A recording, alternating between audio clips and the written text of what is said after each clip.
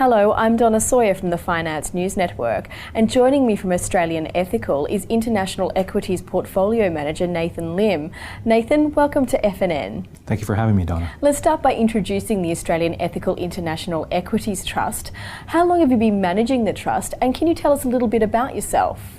I've been managing the trust since August 2011. Before I joined Australian Ethical, I was in charge of the SMA accounts at Van Eyck, taking care of their small companies SMA and their ethical SMA. And before that, I was a renewable and short analyst at Sprott Asset Management in Toronto.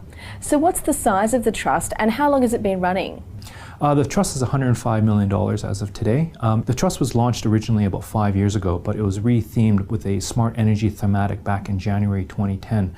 By smart energy, it means that we take a holistic view of energy, meaning that we look at both the supply and demand of energy. So being an ethical fund, you're going to find that we're involved in renewable stocks like wind manufacturers and solar manufacturers. But we also look at the demand side of the equation. So we look at energy efficiency, recycling, and process efficiency as well.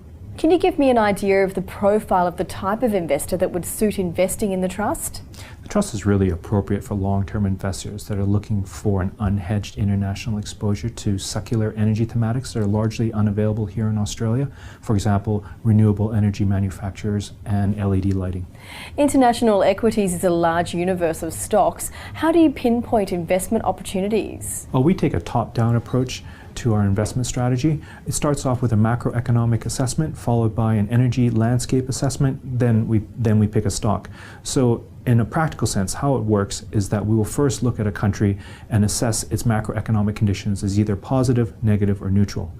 Once we are happy with that this is an area that a country we want to invest in, we then dive down into the energy landscape, and then we look at the 5 primary energy sources. So this would be natural gas, oil, coal, nuclear, and renewables. Just interject at this point, even though we are looking at the entire energy matrix in any given country, we still invest as per Australian Ethical's charter, so we will avoid dirty technologies such as coal, nuclear, and oil.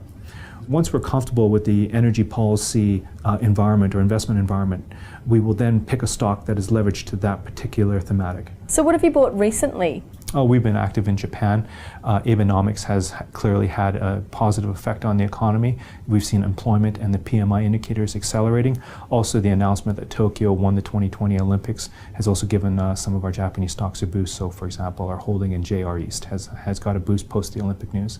What's your typical holding period for a stock? Oh, look, I've only been managing this fund now for 2 years, but what I would suggest to you is that when the risk-reward profile is no longer in favor of our investors, we'll sell.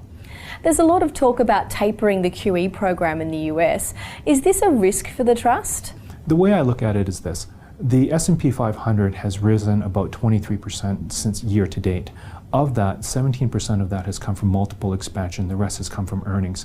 The whole discussion about tapering is really driving sentiment, and for me, sentiment manifests in multiple expansion. So clearly there is downside risk. What I would suggest to you is that the fund currently has a beta of 1.05, so we're broadly neutral against market risk right now. Finally, what are some of the factors that are likely to impact on your performance over the next 12 months? We've got quite a few things that we're tracking right now.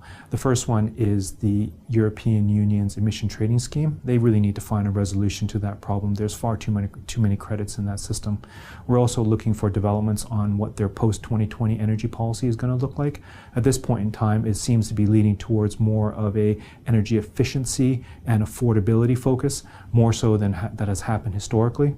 We're also watching the US and how aggressive they are in expanding their LNG or natural gas export facilities. They've so far approved 3 out of 20 non-FTA LNG applications at this point in time for about 4 million tons per annum. This has got a lot of ramifications for Australia because the US can produce their gas at about 20% cheaper than we can. The other issues that we're watching are in Japan, and their commitment to diversifying away from nuclear.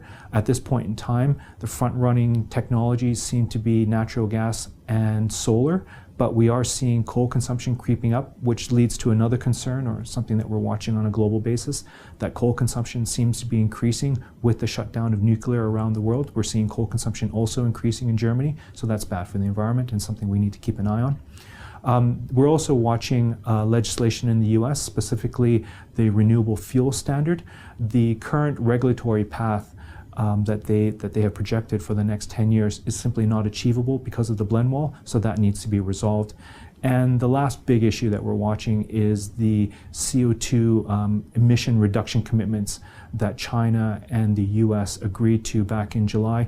We just want to see just how sincere they really are in meeting those objectives. Nathan Lim, thanks for the update. Thanks for having me.